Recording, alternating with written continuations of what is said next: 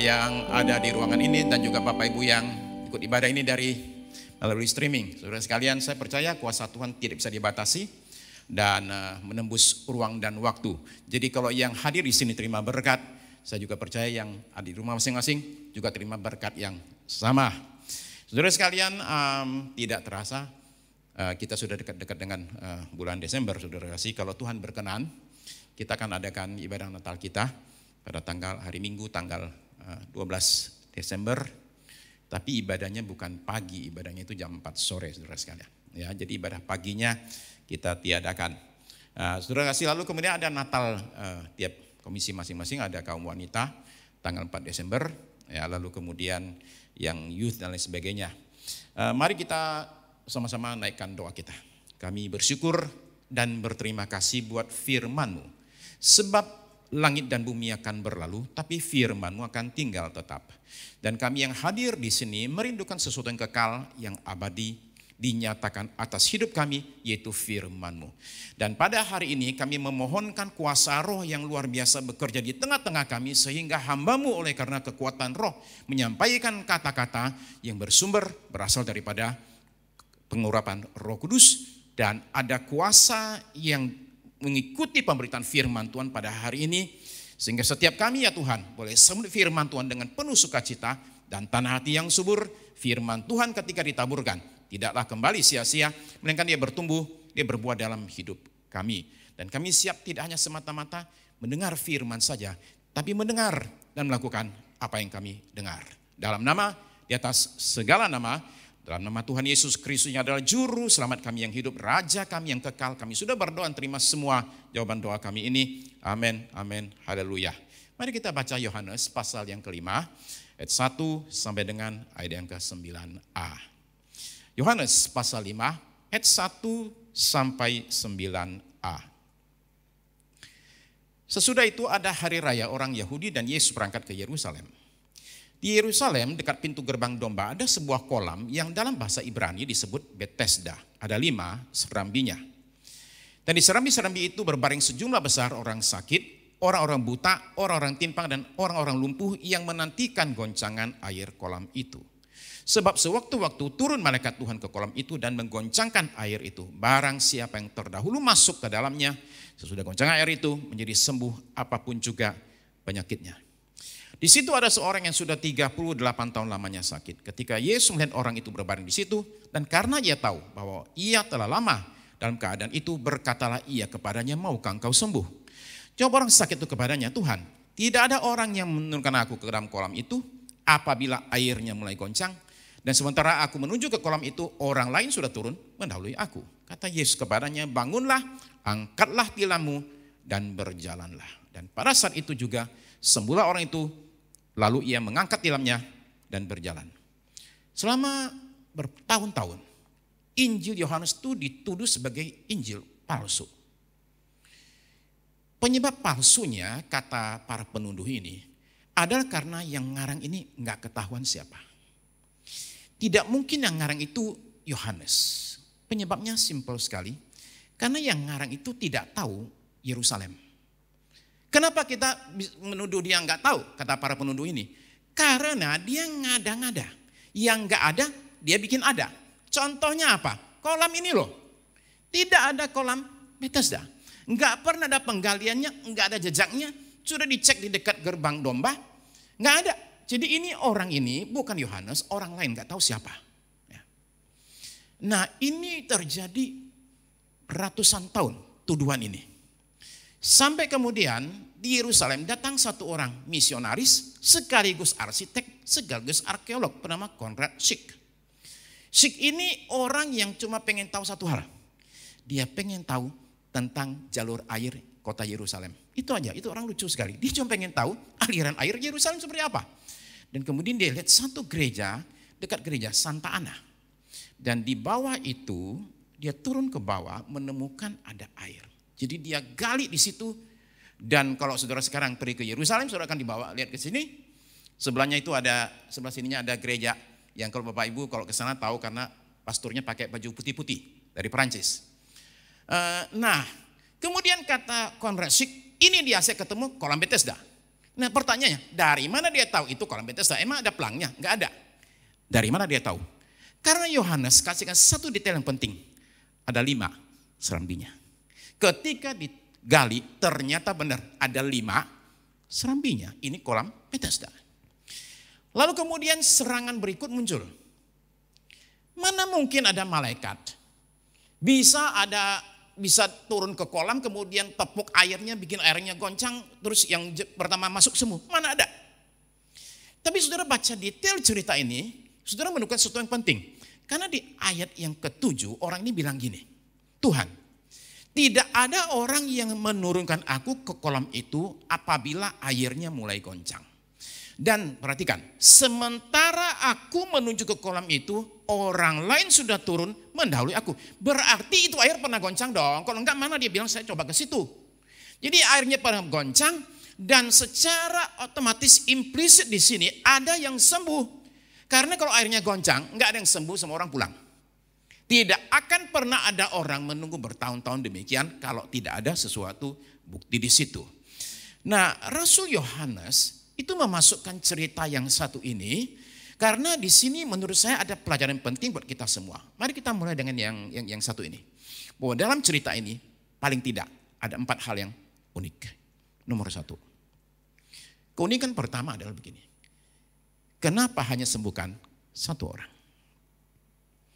Sudah perhatikan cara Yesus menyembuhkan dia, cuman ngajak ngomong, mau sembuh enggak? Mau sembuh ya udah sekarang enggak tilam, sekarang jalan. Nah, begitu luar biasa pengurapan kesembuhan bekerja, ada kata para komentator Alkitab, ada ratusan orang di situ. Kenapa enggak ke sebelahnya? Dan nanya juga, kamu enggak sembuh? Kamu mau enggak? Mau enggak? Mau enggak? Mau enggak? Kan gampang toh. Kenapa cuma 1 dan kemudian pergi? Gimana perasaan sebelahnya itu? Yang sakitnya barangkali 20 tahun.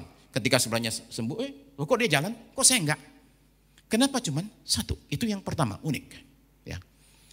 Nah kalau saudara tanya sama saya, Pak kenapa cuma 1? Barangkali jawabannya begini. Saudara tahu Yesus itu, kalau daerah Galilea, itu bikin KKR kesembuhan. Satu kampung disembuhkan. Di mana-mana masyhur sekali. Kenapa sampai Yerusalem cuma 1? Karena menurut saya, ini daerah musuh. Tuhan Yesus asalnya dari Galilea, di sana dia populer, tapi kalau di utara, di selatan di sini, musuhnya banyak sekali. Terbukti apa? Mujizat nomor 6, yaitu orang buta sembuh. Kejadiannya sama. Sembuhkan 1 orang, terus menghilang. Ya, keindahan musuh. Begitu mereka tahu Yesus menyembuhkan, kita tahu apa yang terjadi, dicatat mereka langsung berusaha membunuh dia. Oke? Nah, jadi itu menurut saya barangkali jawabannya. Tapi ini menjelaskan juga menurut saya keanehan nomor 2. Yaitu kenapa langsung menghilang. Kenapa tidak bicara dulu sama orang ini? Kenapa tidak perkenalkan diri sama orang ini? Langsung menghilang. Ya. 3. Kenapa yang disembuhkan yang 1 ini? Maksud saya ada ratusan kasus, kenapa yang 1 ini? Dari satu sisi orang ini sebenarnya tidak pantas ditolong. Kenapa nggak pantas? Nomor 1, dia nggak minta. Dia kan nggak minta, Yesus tolong sembuhkan aku. Dia nggak kayak Bartimeus. Bartimeus teriak, Yesus anak Daud sembuhkan aku. Ini enggak kok. Yang kedua, setelah sembuh ini orang nggak tahu terima kasih. Dia nggak bilang terima kasih ya, enggak. Dia bahkan nggak nanya, kamu siapa? Ya. Jadi ini sebenarnya orang yang sekali lagi kurang pantas untuk ditolong sebenarnya. Saudara bandingkan dengan satu kasus yang mirip. Kisah pasal 3 ayat 7 sampai 8. Oke. Kisah pasal 3 ayat 7. Ini cerita tentang Petrus dan Yohanes. Orang lumpuh di depan bait suci. Lalu ia memegang tangan kanan orang itu dan membantu dia berdiri. Seketika itu juga kuatlah kaki dan mata kaki orang itu. Ia melonjak berdiri, lalu berjalan kian kemari dan mengikuti mereka ke dalam bait Allah, berjalan dan melompat-lompat serta memuji Allah. Jadi jelas yang 1 ini disembuhkan ada terima kasihnya nih, ikut Tuhan. Yang di Bethesda ini enggak ada sama sekali. Jadi kenapa dia yang ditolong? Saya rasa dia ditolong karena ini kasus yang paling berat. Ini orang sakit 38 tahun lamanya nih. Kalau saudara perhatikan orang sakit di perjanjian baru di Alkitab, di Injil, saudara temukan ada yang sakit lumayan panjang, 18 tahun pendarahan. Tapi kan tetap beda sama 38 tahun lamanya. Ini kasus yang benar-benar berat. Nah kalau saudara-saudara perhatikan umpama ya, Tuhan Yesus tuh menyembuhkan yang sakitnya baru setahun. Orang bilang apa? Ya cuma baru 1 tahun, barangkali gak sakit beneran.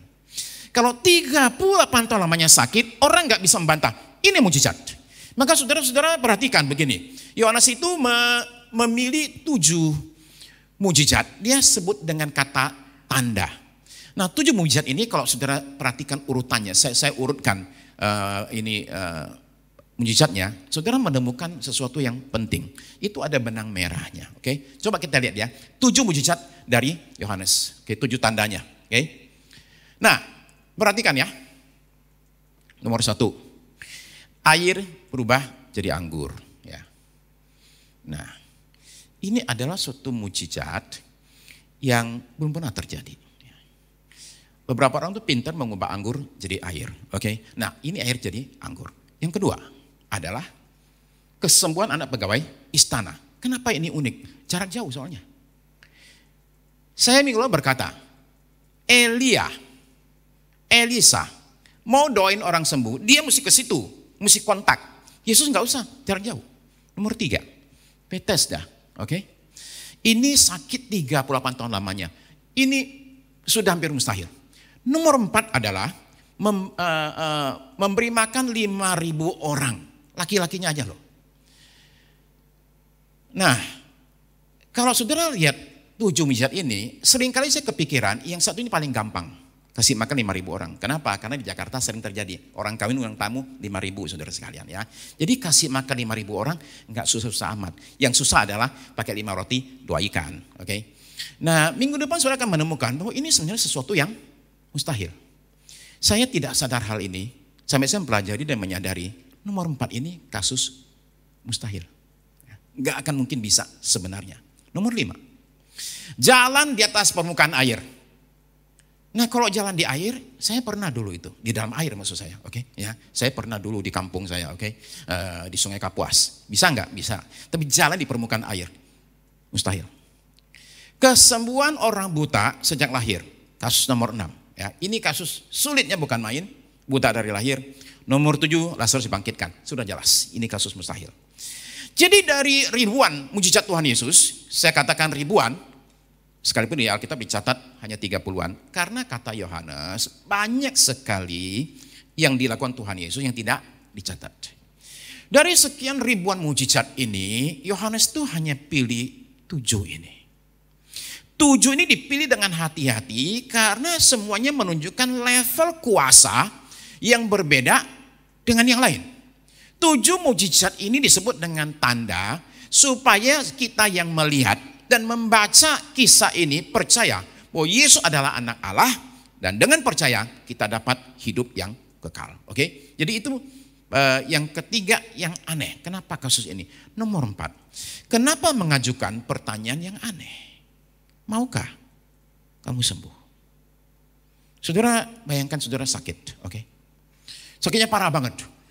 Udah ngos-ngosan. Jalan udah susah banget. Saudara akhirnya ke dokter. Dokternya ramenya bukan main. Antrian pagi dapatnya jam 9 malam. Tapi karena saudara takut telat, saudara sudah nongol jam 8 malam. Sejam sebelumnya. Oke? Saudara nunggu dipanggil. Jam 9 enggak dipanggil. Saudara kemudian tunggu barangkali agak telat dikit. Jam 10 enggak dipanggil juga. Jam 11 enggak dipanggil. Jam 12 udah ketiduran di ruang tunggu. Enggak ada juga panggilan. Akhirnya jam 2 pagi ketemu sama dokternya. Begitu duduk ditanya, Pak, Bapak mau nggak sembuh? Sudah balik nanya sama dokternya. Dokter masih mau hidup? Ya. Nah, kenapa? Saya ini sudah nunggu 6 jam di luar sana. Masa situ tega nanya saya mau sembuh apa enggak? Ini orang kan duduk di pinggir kolam kesembuhan. Masa ditanya mau sembuh apa enggak? Nah, saudara sekalian, pertanyaan Tuhan Yesus bukan sembarang pertanyaan. Karena, saudara perhatikan, saya punya slide berikut. Tuhan Yesus itu sepanjang 4 Injil mengajukan 339 pertanyaan. Apakah dia bertanya karena dia kurang informasi? Ada yang saya nggak tahu banget lah, tolong kasih tahu dong. Apa begitu? Bukan. pertanyaan itu mengandung suatu kekuatan. Paling enggak dua. Nomor satu, pertanyaan itu memaksa yang ditanya untuk memeriksa kembali asumsi, keyakinan, persepsi, pendapat dirinya. Dipaksa buat meriksa nih. Contoh di sini. Maukah kamu sembuh? Coba kamu cek dalam hati benar-benar. Kamu ini tiap hari ada di pinggir kolam kesembuhan. Cuman kamu sebenarnya mau sembuh apa enggak? Jangan-jangan kamu udah enggak kepengen sembuh nih. Nah, jadi sekarang saya tanya saudara-saudara sekalian di sini.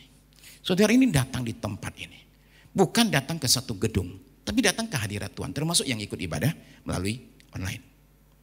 Ini ikut ibadah demikian. Saudara-saudara ini datang ke sini ini, apa yang dicari?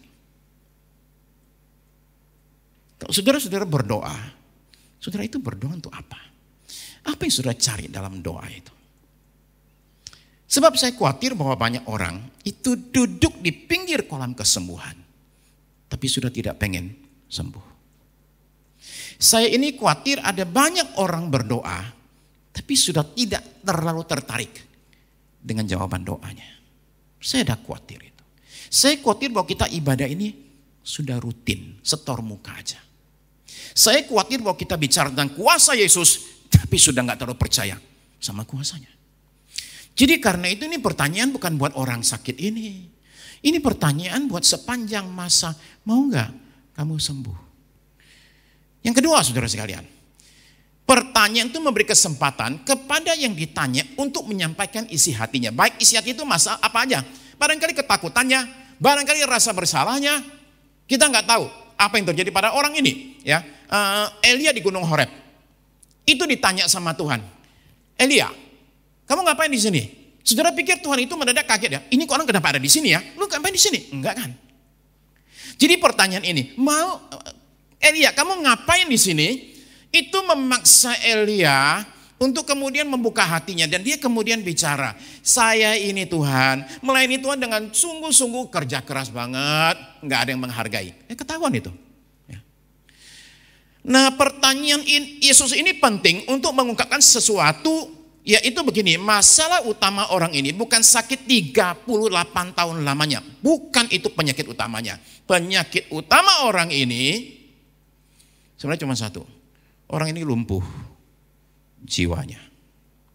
Bukan lumpuh di badan. Lumpuh dalam jiwa. Ini adalah seseorang yang sudah hilang pengharapan. Saya mau kasih tahu saudara ya. Kalau orang sakit 38 tahun. Semua orang hilang harapan. Kalau saudara sakit baru 1 minggu, masih coba minum obat. 2 minggu gak sembuh, ganti obat. 3 minggu gak sembuh, cari dokter. 2 bulan gak sembuh, dokter lain. Ya. Setelah setahun gak sembuh, sudah pergi ke Pineng. Ya. Pineng 2 tahun gak sembuh, sudah pergi ke Guangzhou. Ya. Guangzhou gak ada juga, sudah pindah ke LA. Akhirnya pulang-pulang saudara pindah, akhirnya terakhir setelah 3 tahun mengembara, cari dokter saudara beralih ke Kuching. Oh ya. Nah sampai di Kuching gak bisa juga, akhirnya saudara-saudara pulang ke rumah. Kesimpulannya apa? Udah coba semua, gak bisa. Sudahlah, terima aja. Jadi pertanyaan Yesus ini adalah begini. Sebenarnya kamu itu bisa sembuh. Cuma kamu mau apa enggak? Itu aja. Ada enggak orang gak mau sembuh? Banyak. Saudara sekarang bayangkan begini, bahwa banyak kita ini sebenarnya sakit, cuma kadang-kadang gak sadar kita ini sakit. Kita ini sakit apa? Contoh, kita ini sakit terikat dengan suatu kebiasaan buruk. Itu sakit. Barangkali kita sakit dalam jiwa kita, dalam hati kita. Sakit di pikiran kita, banyak orang sakit. Dan gak merasa sakit. Maka Yesus berkata, anak manusia datang buat orang yang sakit. Masalahnya banyak orang gak sadar dirinya sakit, menyangkal dirinya sakit, dan gak mau sembuh. Jadi saudara-saudara sekalian, ada banyak orang sakit dan gak mau sembuh. Itu yang menurut saya menjadi masalah kita yang paling besar. Ya, itu saya baca cerita ya. Ada satu guru SD namanya Ashley Barker di Florida sana. Dia ke sekolah bilang gini sama kepala sekolah. Saya ternyata kena sakit parah. Papa saya juga di rumah sakit parah sekali. Jadi kami berdua ini sekarang ini udah keadaannya udah dokter bilang waduh harapan kecil sekali. Lalu gimana kata Kepseknya? Ya udah minta tolong dia gimana saya tetap bisa ngajar ya karena saya juga perlu biaya tapi saya jangan disuruh kerjanya keras-keras amat. Ya udah kata Kepsek, guru-guru semua ya udah, kamu datang kapan aja. Jadi dia datang anytime kapan aja loh. Jadi mau datang jam ya terserah dia mau datang jam 10 jam 2 mau sepanjang minggu nggak masuk nggak apa-apa. Kenapa? Orang sakit sekarat. Gaji tetap dibayar. Setelah kira berbulan-bulan kemudian kepala sekolah itu akhirnya tahu, ini orang ternyata di rumah aja, dia memang nggak mau kerja. Jadi di rumah aja santai-santai, enggak ke dokter, enggak dia nggak sakit. Dia cuma malas kerja. Jadi kata kepala sekolah, kita berhentiin dia. Sudah tahu apa yang dia lakukan? Dia panggil pengacara dan dia gugat itu sekolah ke pengadilan karena melanggar HAM dan membuat dia trauma. Itu namanya orang nggak mau sembuh, saudara sekalian. Okay? Banyak orang nggak mau sembuh kayak gitulah. Sembuh itu bicara tentang perubahan. Contoh ya, orang naik kursi roda. Kemana-mana didorong terus. Ya, jadi enak itu. Dia perlu apa tinggal manggil orang. Ambilin, mau mandi. Ya, oh ya ntar siapin dulu semuanya. Oke, handuk semua siapin. Minum, aus. Oke ya sebentar. Nah sekarang kasih tahu. Kamu ini mau nggak disuntik? 1 kali suntik langsung bisa jalan. Sembuh total. Mau apa enggak? Belum tentu dia mau loh. Kenapa? Karena enak di sini. Ada teman soalnya kemana-mana. Tinggal suruh-suruh. Sekarang kalau dia sudah bisa berdiri dan dia bilang mau mandi, apa kata orang? Mandi aja sendiri, kenapa? Udah bisa jalan. Minum, itu di sana tuh pojok itu, ambil sendiri. Jadi perubahan itu menakutkan. Makanya bisa ada orang itu gak mau sembuh. Nah sekarang perhatikan jawabannya ya. Pasal ayat 7 saya tunjukkan sekali lagi ya. Oke. Tuhan, tidak ada orang yang menurunkan ke dalam kolam itu apabila airnya mulai goncang dan sementara aku menuju kolam itu orang lain sudah turun mendahului aku. Jawabannya nggak jelas, dia nggak bilang mau atau enggak, jawabannya nggak jelas. Ya, jadi bisa disimpulkan begini loh, oke? Saya ada selalu punya empati sama orang sakit. Jadi saya berempati dan mencoba memikirkan kemungkinan dalam dirinya apa yang dia membuat dia jawab begini. Kesimpulan saya begini. Dia kelihatannya punya pemikiran begini. Saya bukan tidak mau sembuh. Saya tidak bisa sembuh. Di situ dia hilang harapan. Karena saudara-saudara sekalian, kalau kita lihat orang kalau kena masalah, ada kemungkinan 3. Nomor 1. Dia menjadi korban. Lahlan Miller lagi nyetir di kota Darwin di Australia. Mendadak dari mobil depan muncul sesuatu yang besar yang gak pernah terpikirkan. Apa itu? Kasur. Kasur keluar dari mobil belakang. Gak diikat rupanya. Kasur yup, dan nimpa ke kaca depan. Refleks, dia banting setir, nabrak. Gara-gara nabrak itu dia koma 38 hari. Badannya sekarang nggak bisa dipakai untuk kerja, nggak bisa hobi semua, main bola semua nggak bisa. Itu namanya korban. Ya. Nah korban adalah puluhan ribu anak kecil di Indonesia yang orang tua papa mama meninggal karena COVID. Itu namanya korban. Ada banyak orang memang bukan salah sendiri terkena masalah. Ya, mereka adalah korban. Nomor 2, punya mentalitas korban. Nah perhatikan orang di pinggir kolam ini. Dia bilang gini, sementara aku menuju ke kolam itu, orang lain sudah turun mendahului aku. Ini adalah korban yang akhirnya punya mentalitas korban. Dia rasa dirinya tidak berdaya. Diajak bangkit dia nggak mau. Umpama kata Yesus kepadanya, bangunlah, angkatlah tilammu dan berjalanlah. Orang yang punya mentalitas korban akan bilang gini, situ buta nggak lihat saya nggak bisa jalan. Saya nggak bisa jalan, saya nggak bisa bangkit, saya nggak berdaya, saya lemah, saya kalah terus. Itu mentalitas korban. Saya tidak bisa apa-apa. Tapi yang ketiga yang bahaya, memainkan kartu korban. Ini orang bilang play victim. Jadi dari sekedar punya mentalitas korban, orang bisa berperan sebagai korban. Di sini orang ini menyalahkan semua orang. Kata orang ini, tidak ada orang yang menurunkan aku ke dalam kolam itu apabila airnya mulai goncang. Salah siapa? Bukan salah saya. Saya bukan gak mencoba loh, saya coba. Saya coba sendiri, tapi dasar teman-teman saya, ninggalin saya sendirian aja. Nggak ada yang mau nungguin saya. Dasar ini semua hidup memang demikian. Demikian ini orang menyalahkan semuanya, nggak ada yang dukung saya, nggak ada yang temanin saya, nggak semua orang jahat sama saya. Nah di sini orang benar-benar terpuruk karena lama-lama dia jadi percaya bahwa semua orang salah. Dan orang lain harus berbuat sesuatu untuk mengubahkan keadaannya. Dia sendiri gimana? Kan bukan salah saya. Kan salah dia. Ya mereka mesti berubah dong. Kamu baru berubah enggak? Loh saya enggak perlu, kan saya korban. Nah jadi saudara sekalian, orang akhirnya enggak bertanggung jawab atas keadaannya. Pada tanggal 30 Januari tahun 2010, ya, 11 tahun yang lalu.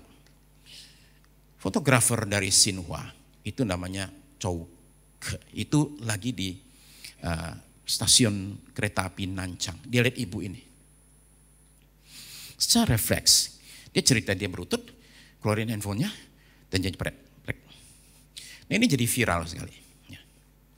Karena jadi viral, ya, si fotografer ini 11 tahun cari wanita ini. Dia taruh di internet, siapa yang tahu ibu ini siapa? Dan akhirnya setelah 11 tahun, akhirnya dia ketemu. Saudara bisa lihat videonya dia ke rumah si ibu ini di YouTube. Ya.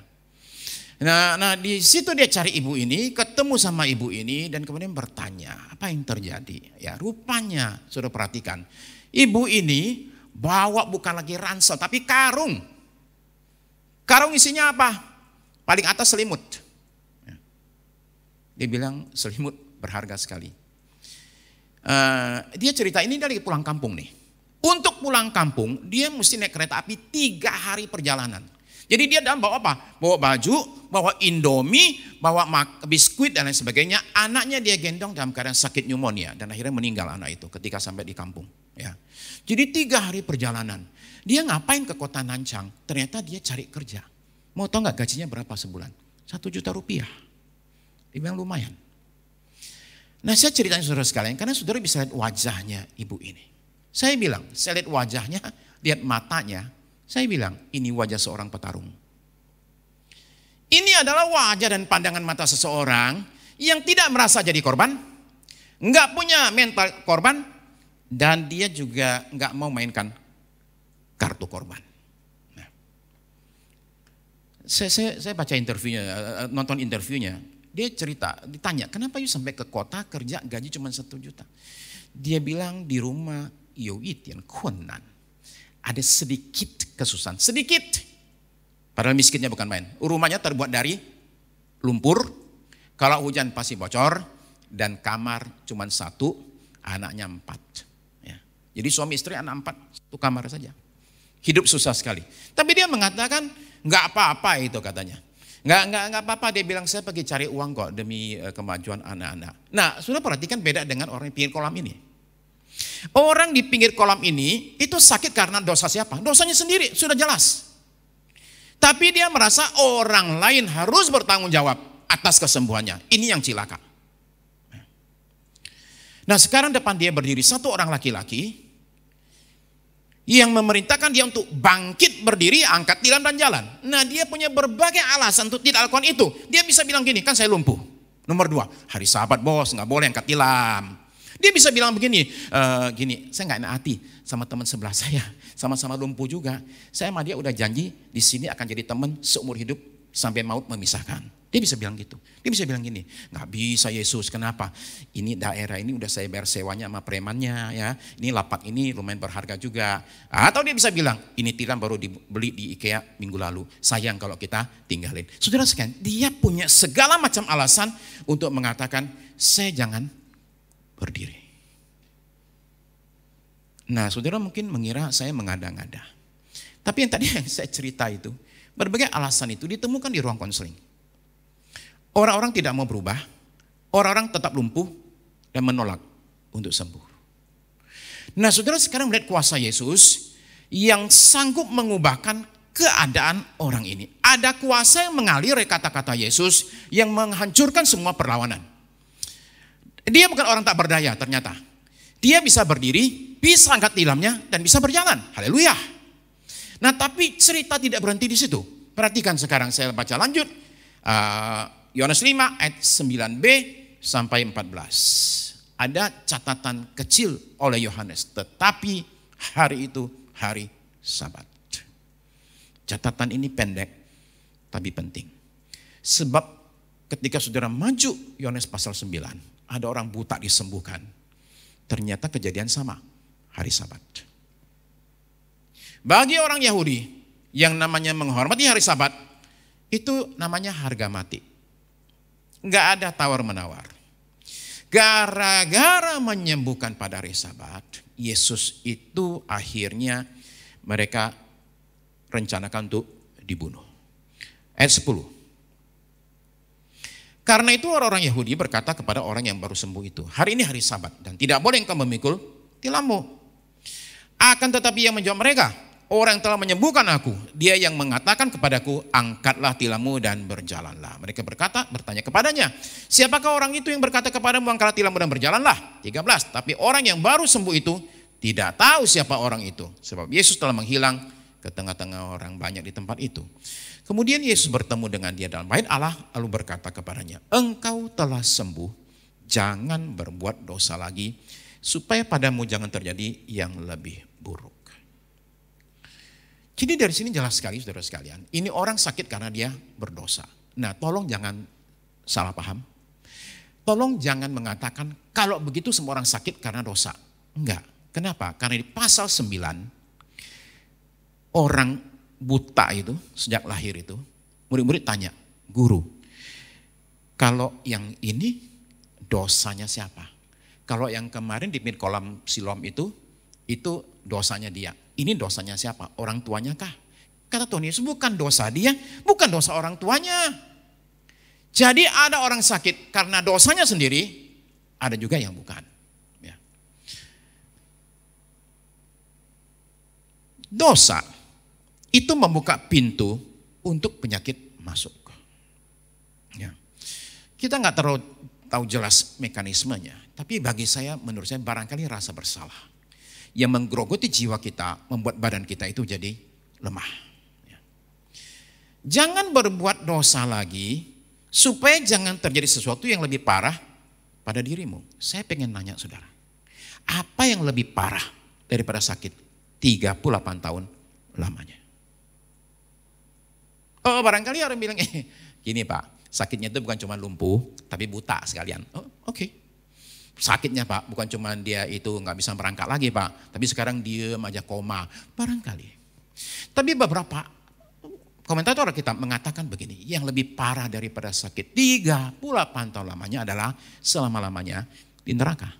Itu lebih parah daripada yang satu ini. Jadi berhenti dosamu supaya kamu jangan jadi lebih parah. Nah kenapa ada peringatan ini? Kamu jangan berdosa lagi supaya kamu gak tambah parah. Karena ada kemungkinan orang ini kembali ke dosanya lagi. Saudara-saudara sekalian, yang namanya kesembuhan ternyata bisa hilang. Sekalipun dari Tuhan. Karena pintunya itu dibuka terus. Maksud saya begini, Tuhan itu melindungi diri kita. Memagari kita. Tapi kalau kita yang berbuat dosa, sama saja di pagar itu saya bukain satu pintu supaya setan bisa masuk dan menyerang saya sendiri. Ini adalah dorongan untuk kita menjaga kekudusan hidup kita. Kesembuhan dan berkat Tuhan bisa hilang. Dan kita bisa kena masalah kalau kita nggak jaga diri kita, saudara sekalian. Terus menerus hidup dalam dosa. Saya bilang begini saudara sekalian, yang namanya jatuh dalam dosa itu manusiawi. Lama-lama sekali jatuh. Tapi jangan terus menerus jatuh tiap hari saudara sekalian. Ya, itu namanya hidup dalam dosa.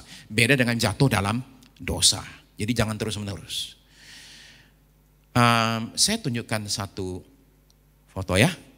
Oke. Ini foto satu tempat. Saya nggak usah sebut namanya, sudah tahu kan ini tempatnya kan? Oke. Sudah tahu lah, saudara semua udah tahu. Oke. Sebagian udah ke sana lagi. Oke. Saya cuma lihat fotonya aja. Ya. Belum pernah ke sana. Begini saudara sekalian. Ini namanya Menara Pisa. Ketika dibangun dari awal, sudah miring. Jadi menara ini berhenti pembangunannya selama 100 tahun, cuma sampai tingkat 2. Tanahnya ternyata lembek, jadi miring. Akhirnya datang insinyur yang baru, yang bisa terusin, dan kemudian makin lama makin miring. Jadi selama bertahun-tahun para ahli itu berusaha membuat ini menara miring jadi lurus. Gak berhasil. Bukan gak berhasil sebenarnya. Saya baca katanya sebenarnya bisa lurus. Cuman oke, tolong slide berikut. Klik satu kali.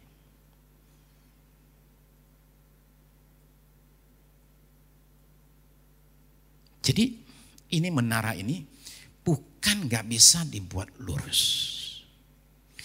Tapi gak mau dibuat lurus. Biar tetap miring aja deh. Kenapa? Loh kalau dia lurus apa bedanya dengan yang lain? Saudara-saudara paham kan? Miringnya dia itu ada keuntungannya. Karena miring jadi unik. Nah beberapa orang juga tidak mau dibuat lurus. Kenapa? Karena ada manfaatnya. Saudara sekalian, dosa itu kan ada nikmatnya. Mari kita ngaku terus terang. Jadi karena itu, beberapa orang memang sengaja gak mau lurus. Beberapa orang memang gak mau sembuh, saudara sekalian.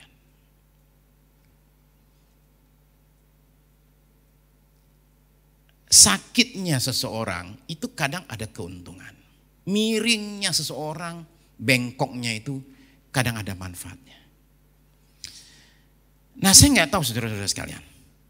Pak Anda yang hadir di sini, yang sedang ikut ibadah streaming online. Saya nggak tahu saudara sekalian apa yang mengikat kita. Apa yang mengikat saya tahu. Apa yang mengikat saudara saya nggak tahu. Yang jelas saudara-saudara sekalian adalah begini. Saya ingin katakan bahwa selama ini barangkali kita merasa kita nggak bisa lepas dari yang satu ini. Kita merasa nggak berdaya. Sebagian lagi bukan nggak mau lepas, bukan nggak bisa lepas, memang nggak mau lepas. Kenapa? Masih ada enaknya. Ya. Memang nggak mau sembuh. Saudara dan saya itu beda dengan orang di pinggir kolam ini. Bedanya apa? Saya kasih tahu. Buat dia, Yesus ada di luar. Buat kita, Yesus ada di dalam di sini. Yesusnya dia bisa menghilang. Yesusnya kita enggak akan pernah menghilang. Dan kita tidak usah berebut lari ke kolam saudara-saudara sekalian untuk sembuh. Cuma cukup hari ini saudara-saudara sekalian. Kita ini datang ke hadapan Tuhan. Dan kita bilang sama dia, Tuhan, aku ini enggak minta lagi supaya aku disembuhkan. Aku ini enggak minta lagi aku dilepaskan. Kenapa saudara sekalian? Karena saudara anytime itu bisa. Saudara saya itu enggak lumpuh. Enggak. Kita enggak lumpuh. Asal kita mau sekarang ini. Berdiri aja. Angkat tilammu dan jalan. Bisa enggak? Bisa. Kita tidak perlu lagi doa minta sama Tuhan. Kasih saya kekuatan. Kekuatan itu sudah ada dalam diri kita. Kita saja yang mabok. Kita saja yang keblinger. Tidak mau lepas dari dosa. Karena enak dosa itu. Nikmat sekali dosa itu. Kita nikmati dosa itu. Keadaanmu lebih parah daripada sebelumnya.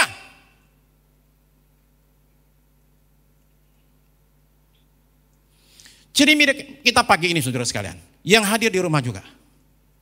Mari kita pada pagi ini, hari ini. Rendahkan diri kita saudara sekalian. Dan lepaskan diri kita dari semua dosa. Kita bukan orang lumpuh saudara sekalian. Jangan doa lagi minta Tuhan tolong. Tuhan itu sudah tolong, dirimu saja nggak mau ditolong. Ya. Jadi rendahkan diri kita saudara sekalian. Datang ke hadapan Tuhan dengan kehancuran hati. Dan mengaku di hadapan Tuhan. Tuhan aku ini bukan tidak berdaya, Tuhan sudah berikan aku kekuatan. Hanya aku perlu bangkit. Saudara terkasih, mari kita sama-sama datang ke hadapan Tuhan, kita bangkit berdiri.